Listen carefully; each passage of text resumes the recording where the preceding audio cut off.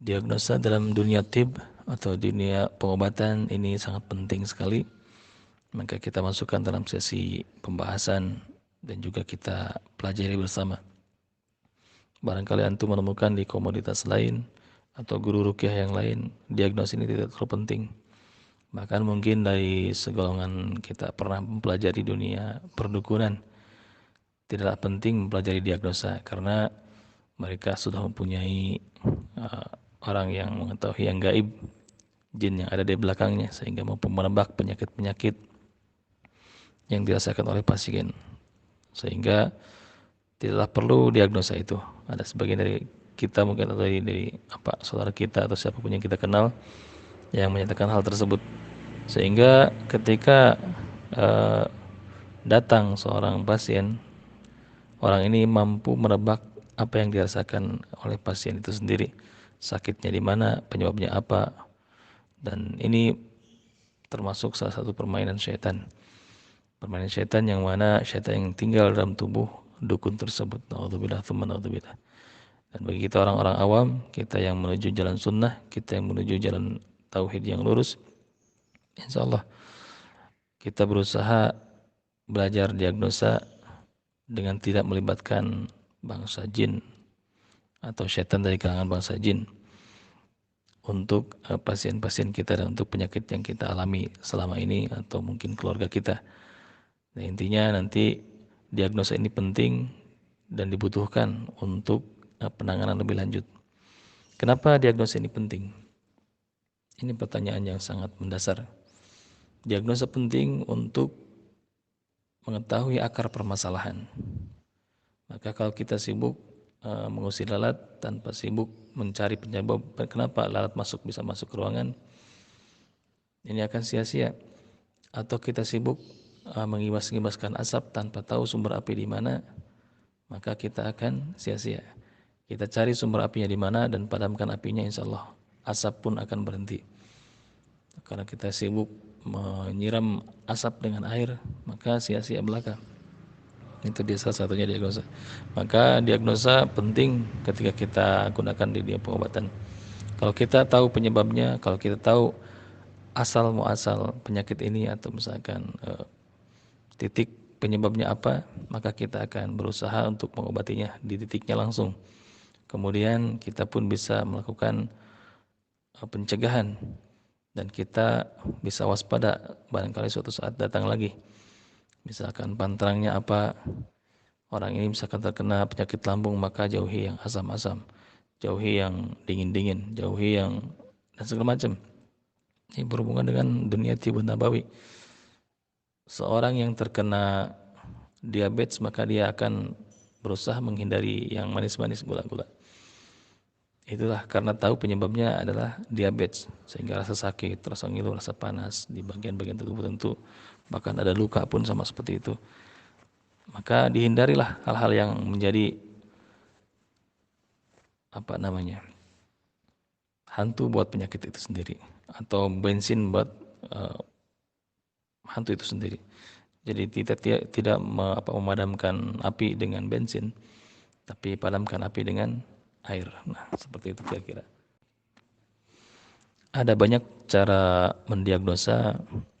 Dari mulai pertama, maka kita butuh ada dialog terlebih dahulu dengan pasien kita sebelum kita melakukan ruqyah syar'iyah. Kita tanya pasien kita apa yang dirasakannya setiap hari. Kita tanya mimpi-mimpinya. Kita tanya apa yang dirasakan atau ada bau-bau apa di rumahnya ini. Ada tanda-tanda apa yang tidak lazim di rumahnya ini. Apakah sering ada penampakan ular? Apakah sering ada penampakan kalajengking? Atau ada suara-suara di atap rumah, atau seperti ada suara orang berjalan, apakah semua keluarga mendengarkannya dan lain sebagainya. Ini penting kita tanyakan kepada pasien kita sebelum prosesi ruqyah. Assalamualaikum warahmatullahi wabarakatuh. Alhamdulillah, wassalatu wassalamu ala rasulillah. Allahumma salli wa sallim wa barik ala sayyidina Muhammadin wa alihi wa mawalah. La hawla wa la quwata illa billah. Baik ikhwati rahimakumullah, mari kita lanjutkan bahasan yang tadi pagi sempat terputus. Mohon maaf, ada sedikit gangguan teknis, tapi insya Allah mudah-mudahan tidak mengurangi keberkahan kita di grup ini. Dan silahkan barangkali antum punya postingan bagus tentang tauhid, tentang akidah, tentang tibun nabawi, tentang pengobatan islami, tentang ruqyah, bahkan tentang bekam, dan kiranya bermanfaat bagi kita semua insya Allah. Semoga tambah-tambah berkah dan kita bisa mengamalkannya sedikit demi sedikit. Khair, kita mulai kajiannya. Kita lanjutkan yang tadi pagi, yaitu bagaimana cara mendiagnosa teknis bagaimana cara mendiagnosa suatu gangguan. Karena ini merupakan bagian dari yang terpenting dari prosesi ruqyah syariah itu sendiri. Yang mana seorang peruqyah dituntut mampu mendiagnosa, menebak tanpa menggunakan bantuan jin suatu gangguan yang dialami oleh pasien. Karena ketika kita tahu jenis gangguan apa yang diderita oleh pasien kita atau marki kita, maka ini akan sangat mempermudah bagi seorang peruqyah untuk menuntaskan lebih dasar, menuntaskan lebih tuntas apa yang jadi permasalahan marki kita. Cara paling mudah untuk memulai diagnosa adalah mengajukan beberapa pertanyaan kepada marki kita, pada pasien kita. Pertanyaan yang paling mendasar adalah kenapa mereka mau diruqyah, itu saja. Jadi kita diundang ke rumahnya untuk meruqyah, atau mungkin dia datang menyerahkan diri, Ustaz tolong ruqyah saya, tolong ruqyah keluarga saya, tolong ruqyah keponakan saya, tolong ruqyah sahabat saya. Nah, kita balik bertanya, kenapa mau diruqyah? Itu dia. Itu menjadi jawaban. Apakah karena hanya coba-coba, hanya ingin tahu, apakah karena memang ada gangguan, apakah karena kesurupan, apakah karena sihir, atau segala macamnya. Dan kita tidak langsung lantas percaya ketika mereka memberikan jawaban di pertama kali. Kita harus diagnosa lebih mendalam lagi. Jadi tidak murahan ketika seseorang minta diruqyah langsung kita bacakan Quran, tidak seperti itu. Tapi kita ajak dulu berdialog, ajak ngobrol dulu, kenapa sampai seperti ini, seperti itu.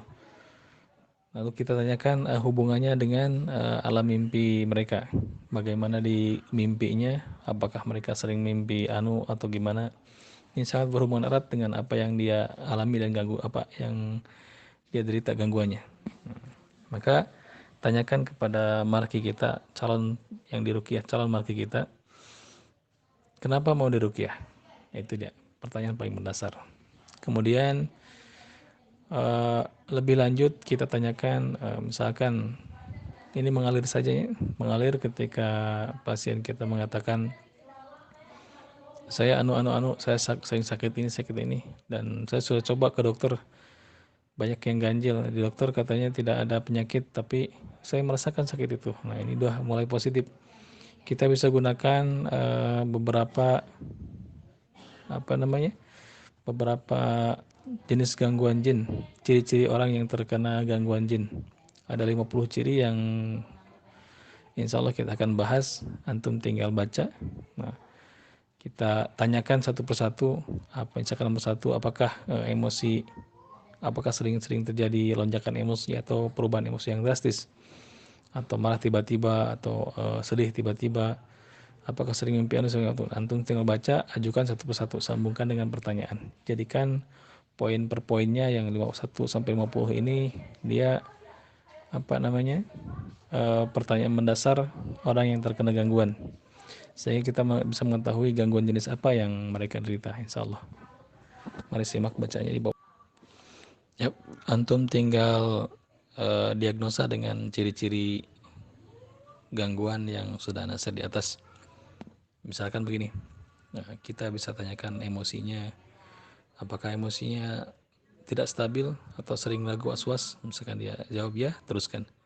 Apakah ibu atau bapak sering cemas, penakut atau paranoid, atau tidak fokus, atau pelupa akut, kadang-kadang lupa, kadang-kadang ingat itu. Terus tanya pula gangguan di sekitar ibadah, apakah sulit khusyuk sholat, lupa rakaat sholat, atau misalkan malas ibadah, atau senang bermaksiat, bahkan sesak nafas ketika membaca Al-Quran. Nah, terus tanyakan lagi kepadanya, Apakah sering melihat jelmaan makhluk halus, sering mendengar bisikan, sering ada bahasa-bahasa bunuh diri di hati, dan lain sebagainya. Tinggal didiagnosa satu persatu. Ini nanti pasien kita ada sekitar misalkan 10% saja atau lebih misalkan dari pertanyaan-pertanyaan ini. Ini sudah wajib diruqyah. Sudah menunjukkan gejala-gejala mereka bahwa mereka terkena gangguan. Tinggal kita menentukan gangguan jenis apa yang mereka derita. Jadi diagnosa dulu apakah layak atau tidak ini untuk diruqyah. Jadi tidak langsung kita ruqyah tapi dialog. Nah, ketika kita sudah ajukan beberapa pertanyaan dan pertanyaan itu dia jawab iya, kita bisa tentukan ini orang memang harus diruqyah, harus kita tolong. Namun kita belum tahu jenis gangguannya, jenis gangguan apa. Ada pertanyaan yang lebih lanjut yang harus kita ajukan kepada mereka. Dan insya Allah kita akan bahas di lain waktu untuk belajari, dan barangkali kita yang mengalami hal ini, maka lakukanlah ruqyah mandiri. Sebaik-baik ruqyah adalah ruqyah mandiri. Mari belajar bersama dan ajarkan kembali ruqyah mandiri ini kepada seluruh umat baginda Nabi SAW. Karena orang yang menutupi ilmu, yang menyembunyikan ilmu adalah orang yang terlaknat. Na'udzubillah, tsumma na'udzubillah. Barakallahu fikum. Wassalamualaikum warahmatullahi wabarakatuh.